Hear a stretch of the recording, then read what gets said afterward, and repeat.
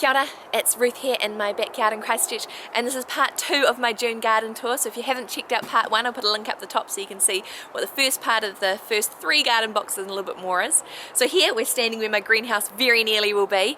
We're getting onto that, which is really exciting. Over here, our rhubarb is dying down for the season. I know that some people get rhubarb all year round, but ours in winter dies down and then it'll come back.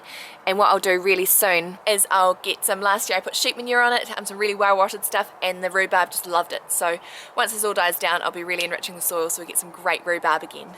In the front, I have some calendula going, and here are more broad beans. And what I've done is I've put the trellis this way so that they grow up and through, and we'll see how that goes because I haven't done that before. I've got more broad beans here.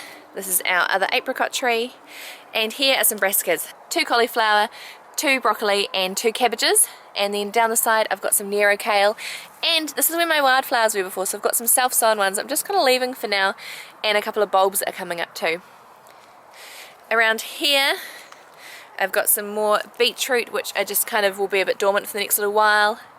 I've got my sprouting broccoli, which is still sprouting beautifully, and we're picking a lot from this, and every now and then they go a bit fast with us, get some flowers, but that's okay because the bees love it. And on this side here is my purple sprouting stuff ready for next season.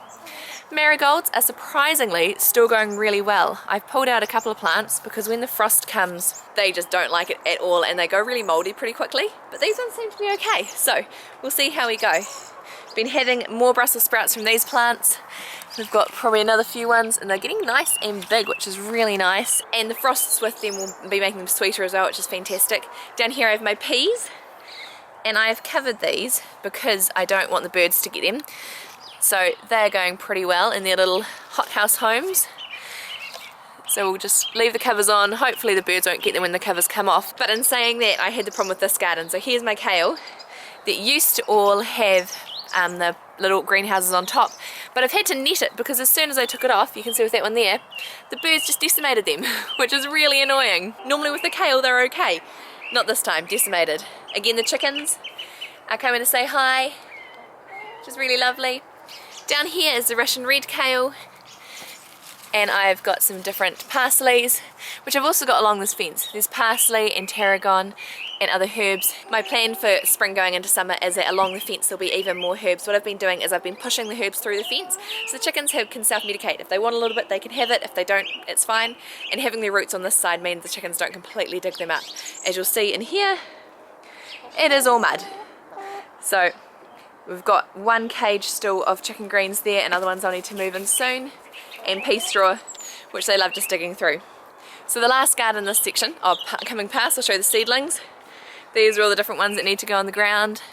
We've got a real mix, mainly flowers at the moment, a few more beetroots and other things, and soon we'll be having more.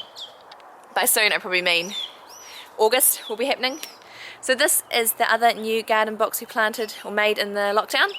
So we've got our carrots coming up nicely at the front, and we've got our lines of kale, more carrots, kohlrabi, tatsoi, and at either end we've got beetroots, which are looking really happy, and weeds because I haven't got around to weeding this one yet, which is okay. So that's my garden update for now.